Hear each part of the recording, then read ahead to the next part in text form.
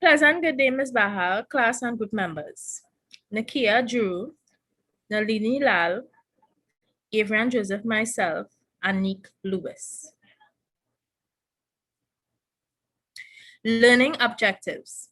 After this presentation, students should be able to define and differentiate between an organization and a group, understand complex organizations and organizations as a complex system, understand the importance of the mission, the vision, and core values in an organization, analyze and identify organizational structures, explain the concepts of organizational structure, identify changing organization and analyze learning organizations, identify virtual organizations. Today we will be discussing chapter 8, understanding complex organization. As we admit, recognize, respond to the basis of understanding complex organization, both second-year students talked about said in chapter 8 of our text had a great deal of leadership experiences in high school. In different community organizations, you as a student see and experience many organizations every day. You have definitely visited some campuses related to managing and running a company or organization. Office, and the first you will end up in the frustrating experience of trying to work with a slow, ineffective government organization. Example, organizations related to managing money like banks, organizations, and colleges and universities. Different types of student government organization represent student views and help protect student rights. Student programming boards and administrative offices cooperate in providing the following activities. These activities may be educational, such as academic teams and clubs, cultural, social, like book clubs, movie clubs, hiking, sports, recreational, like football clubs in Costard. Now we use that organization of all kinds exists everywhere and around campus and add to the quality of life for everyone. As we see that leadership in organization is both common and definitely common in all everyday lives, both on and off campus, learning to work successfully in organizations gains you a skill set you will use throughout your life. No matter your major, you will encounter some type of organization on a regular basis.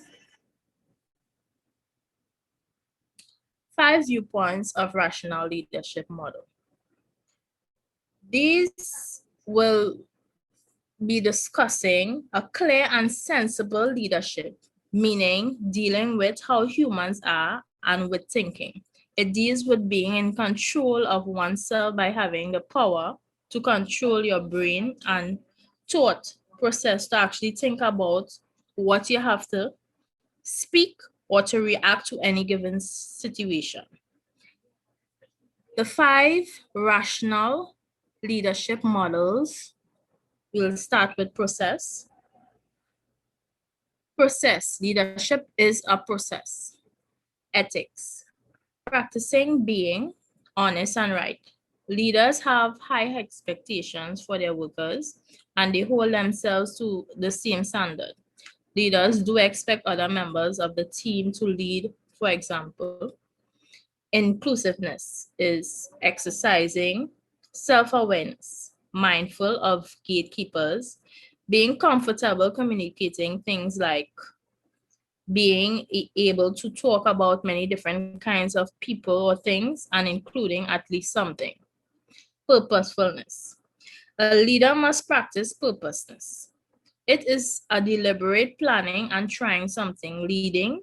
Leaders are human-led. They have a clear knowledge of why they lead and what drives them to get up each and every day to work. Empowering. Give power to leading refers to is sharing power and giving one more independence and responsibilities to followers. Employees are a particular set of leader behaviors that involve improving the meaningfulness of work, helping development of participation in decision making, expressing confidence in groups and organizations. Some of the differences are obvious and some are subtle.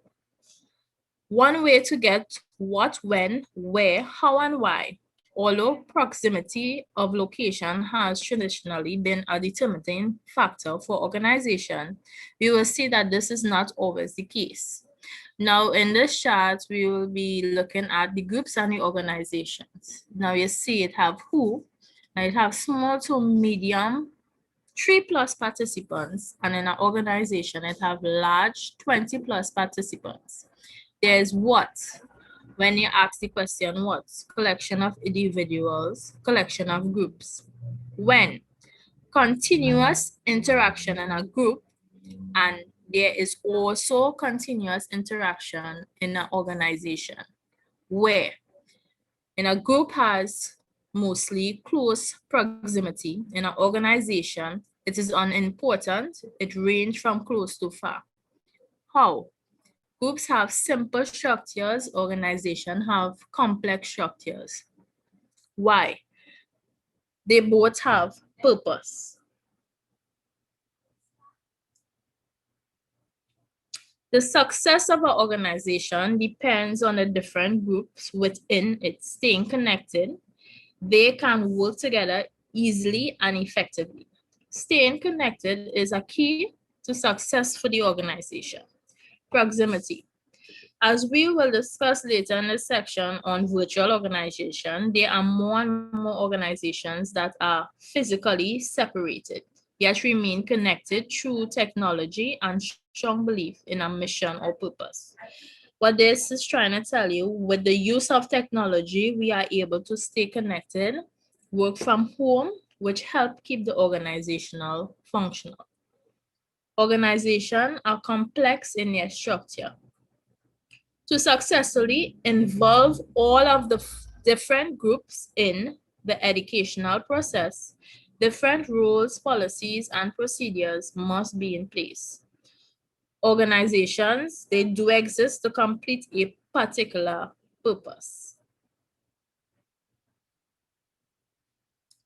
Shown and expressed in chapter 8.2, these laws also apply to the organization as systems. These qualities relate closely to the new way of thinking, material covered at the end of chapter 2, yet they also apply directly to the organizational life.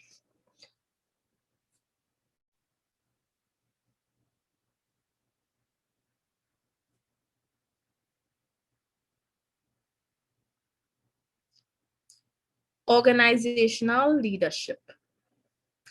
If a leader controls from the bottom up, encourage members to motivate them. Focus on strengths of the organization, and it will encourage the organization to do much better than it was doing before. Seek a system, this equilibrium to purpose and vision of the organization may shift sometimes, but it's the leader responsibility to keep the organization on track, achieve their common goal. By being inclusive, empowering, ethical, and process-oriented, while helping all of the organization's members to purposeful and work towards positive purposes, leaders and members can work together successfully to accomplish significant change. What this is telling you is that leaders have to work together and empower each other and empower employees to achieve their specific goal and the vision of the organization. Organizational structure. Now, this is an important part in understanding complex organization. The organizational structure, what is it? Organizational structure exists because it helps keep structure within the organization to carry out its everyday tasks. If it doesn't have an organizational structure, then it wouldn't have no kind of order and obviously structure in the organization. It plans is to advance, arrange given responsibility to employees. It gives drive to organization, keeping it to the top at its best. There is a president, of course, and the streams of descendings and other office committee. The traditional organizational structure. Now you see in this chart, it shapes like a pyramid. So to the top, it has the president, the office committee chairs, and the participant members. Inverted organizational structure. One new way of conceptualizing the organization proposed that the traditional pyramid be flipped upside down so that the member are at the top and the president is at the bottom. So if you look at the illustration there, you will see that the president is at the bottom, the office committees is in the center, and the participants are now at the top where they were previously to the bottom. Organizational structure. This reconceptualization means that the work of the president is to support the efforts of other office and committee chairs meeting the needs and wishes of the members. How well does the leadership help the other members of the organization work towards achieving the purpose for the organization which exists? Who are the members and what you as a leader doing to meet their wants and needs? How you using the talents of the members are helping others. The web structure. Another organizational structure that has been proposed in the concept of the web, Allen 1990, Helgensen 1992 and 1995. The web is defined both by its pattern, similar to a spider web, and by the idea that the shape and the pattern of the web will vary over time. This is called the series process. Now, if you look at the diagram here, you'll see that this is a diagram, looks like a spider web, hence the name, the web structure. And you will see to the center, it has a common purpose. So this is to, when you have an organization must have a common purpose. So this is the structure of the web, and in the organization, we'll have a common purpose to achieve organizational growth. The web structure, the purpose of the structure, shared throughout the membership. This organizational structure is a flat with no level. Decisions are often made by continuous, meaning that everyone participating in decision making, and leadership roles are shared by all. So where you will have the president making all the decisions or the chair making all the decisions, everyone contributes in making decisions based on the growth of the organization. The structure was created to help the membership achieve the purpose for which the organization was developed. Organization also exists to connect to each other. Now, I will move you on to Nalini and she will carry on with the mission.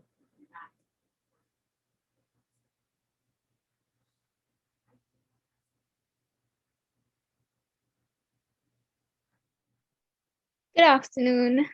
So, an organization's mission is basically its purpose. Why does the organization exist? The mission is supposed to reflect the entire company and be compelling to those who read it, whether it be internal or external.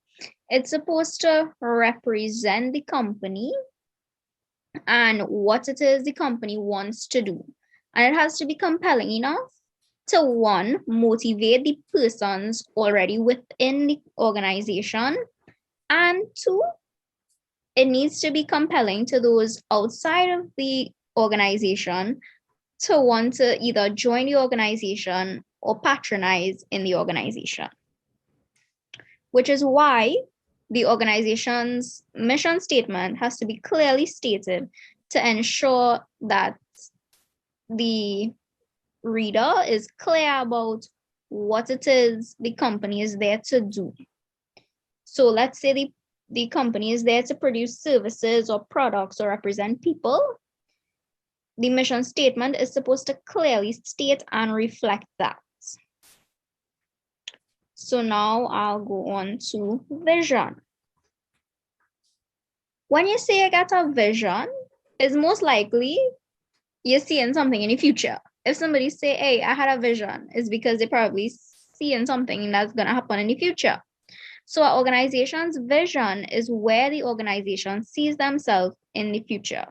And to accomplish that said vision, the entire organization, all the members within the organization needs to be accepting of that.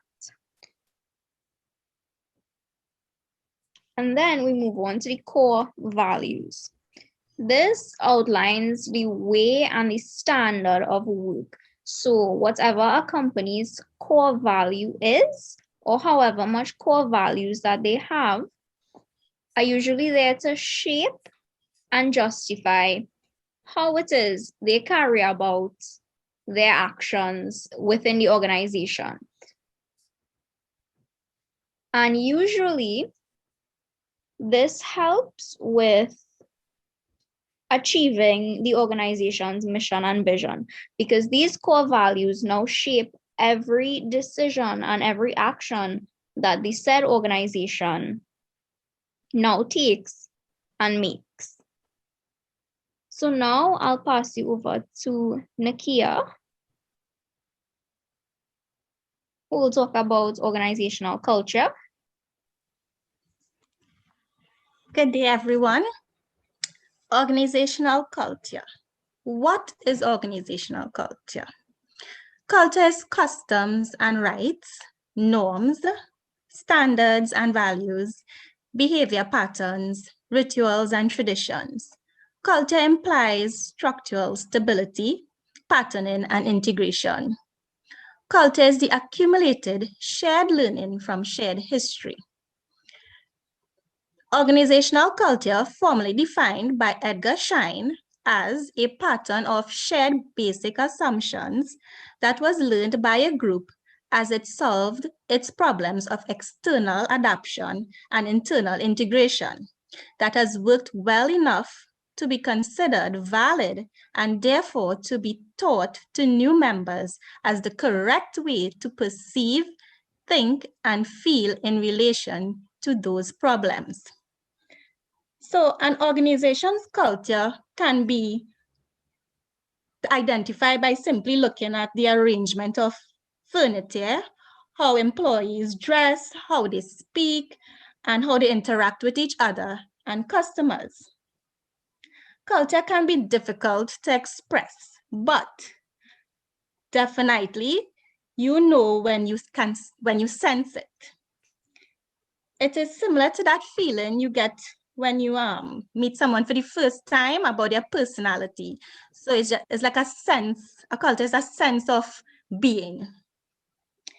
It is important for a leader to determine what type of culture will best reflect its mission, vision, and values, and instill this behavior across the organization. Culture creates corporate identity.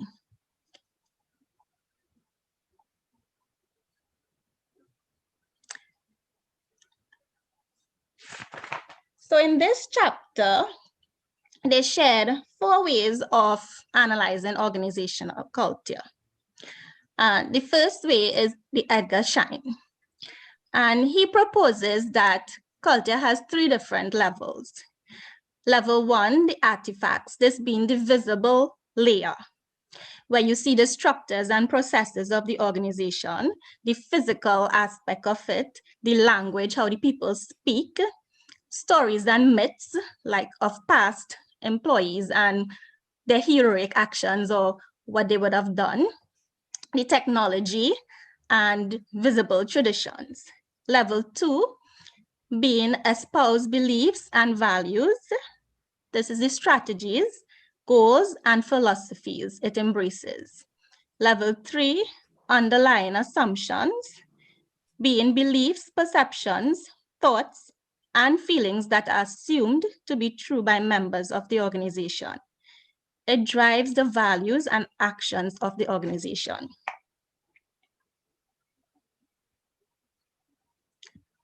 Another form being the Deal and Kennedy framework of organizational culture. These values provide the core of the organization and guides the behavior of the members.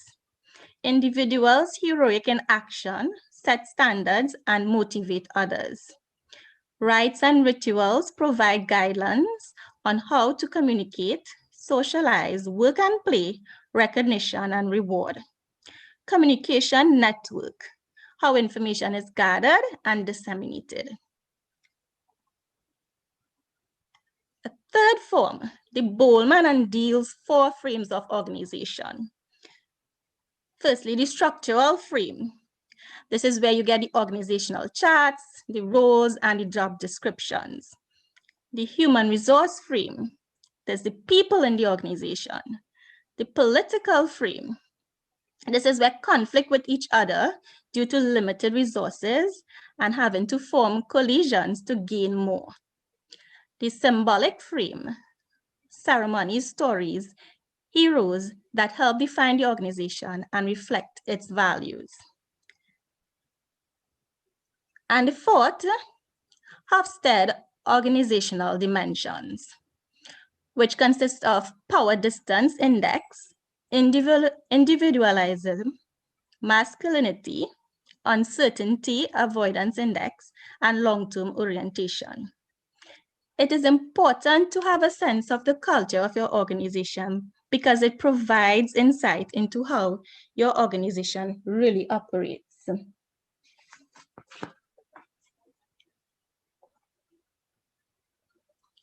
Organizational networks. Networks in organizations can be defined as where different people or groups of people, both from within and outside of the organization, work together based on a common purpose. Networks are important because they bring together a wide range of individuals. They may address a specific issue at one time or ongoing concerns. Networks must have an agreement on its purpose, creating links among members, and make sure that multiple leaders exist within the network. Networking can be viewed as one of the most critical resources in an organization. So apart from the formal organizational structure, people create their own networks at work in order to solve problems, make decisions, and gain personal support. So from my experience in working, you have your managers who you will report to, your supervisor and the managers and the levels. That's the organizational chart, the chain of command. But sometimes you're put in a situation where you have to get something done, right? And you may not have the immediate access to them, but when you develop networking with the other departments and other persons, you're able to fast track sometimes in getting your work done. So this is how I view networking, because I do a lot of networking. You talk to this department, you talk to that department, and you get information. So it's basically coming together, and you have that goal, and you all work to achieving it. Life cycle of organizations. Organizations progress through life cycles just as humans do. The success of an organization is its ability to adapt to change. The ability to adapt enables an organization to renew itself and maintain its vibrancy. When organizations are young, they are more flexible and motivated. When organizations mature, their flexibility lessens. Leaders must be able to identify accomplishments and ensure that it reflects the organization's mission.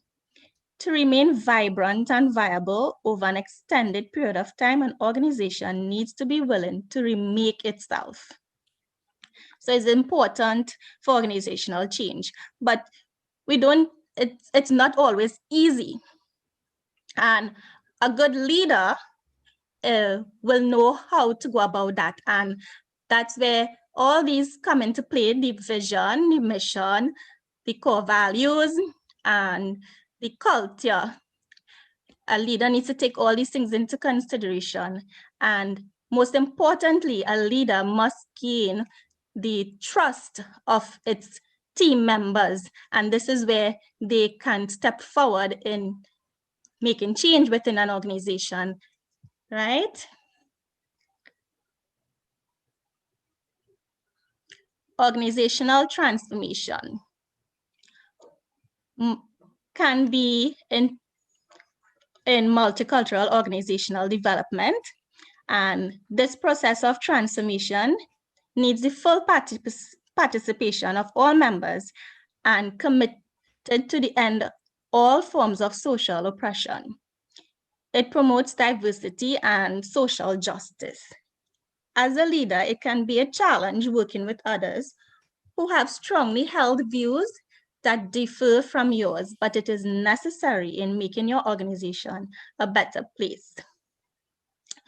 We have learning organizations, and these are organizations that have the capacity to grow, change, and develop in order to adapt to challenges.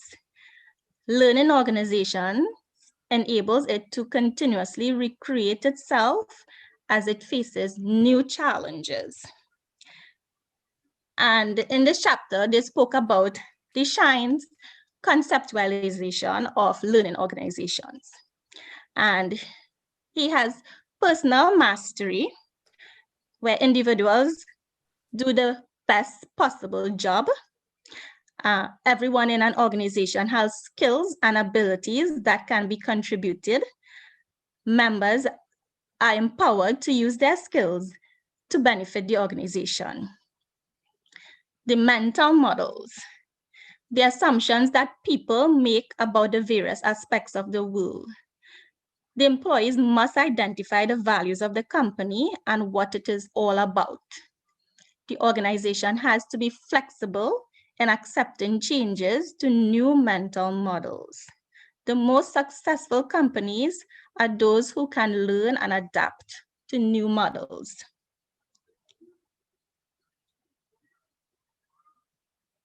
Shared vision. The mission, vision, and purpose of an organization must be shared by all members. He also draws team learning. This is where personal mastery and shared vision are bright together, working and learning together as a team. Leaders engage in dialogue with team members, creating safe environment where honest mistakes are understood. System thinking. This reflects the observational process of an entire system to understand that every action and consequence is correlated with another.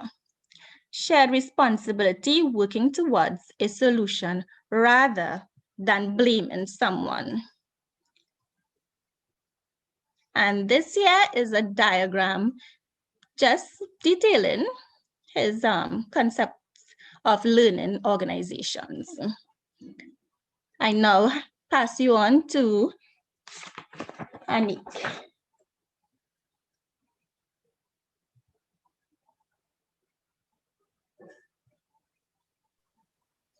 Good night, everyone. So I am going to be discussing virtuality and the impact of technology. So it's basically understanding how technology has impacted organizations. Now, a virtual organization is defined as organizations that do not require all staff to be in the same place at the same time for services to be rendered. So I guess you can understand that it means it's online, it's not face-to-face. The organization still exists, but as a network and not as an office. The atmosphere of a virtual organization can differ, as you basically have to trust people that you may never have the opportunity to meet in person. For some, that can be kind of challenging because face-to-face meeting is different to talking to somebody over a computer. Leadership within organizations is described as the development of relationships, whether connected via information technology or not. Leaders have to build relationships in order for their leadership to work effectively. Now, a lot of organizations have already transitioned into the state of virtuality, especially in the pandemic. It's the new thing. Here at COSTAT, many of your student peers are involved in virtual organizations, given that face-to-face meetings cannot occur normally again. The use of Google, Zoom, text messaging, Teams, they've all created a way to never meet a person, but still make sure that the job gets done. The use of this technology is a major change in the shift of thinking. If you really sit and think about it, we now have a way in which we can communicate and relay and learn information from anywhere and not one specific location. Just as we are in class, and we have our e-classroom and everything is uploaded there, we don't have to be sitting next to each other to learn the same lesson.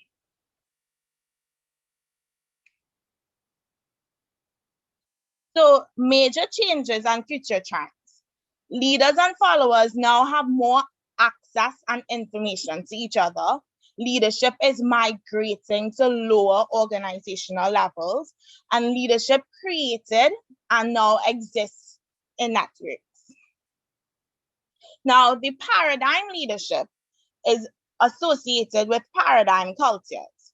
So in the new leadership, paradigm leaders are motivated by improving the well-being of people and communities in ways that have lasting value. So some points that you can note is in the paradigm culture, you share. You make sure that your knowledge is shared with the members of your organization. You don't keep everything to yourself. You accept responsibility and you do not cast blame. And the last person that presented spoke about taking ownership and not casting blame. So we see this again. You try different things. You don't just stick to what you know. You explore, you read, you research, just so that you're always evolving, just like the technology. And guys, that is the end of our presentation. We really do thank you for your undivided attention, and I hope that you learned just as much as we did. Thank you.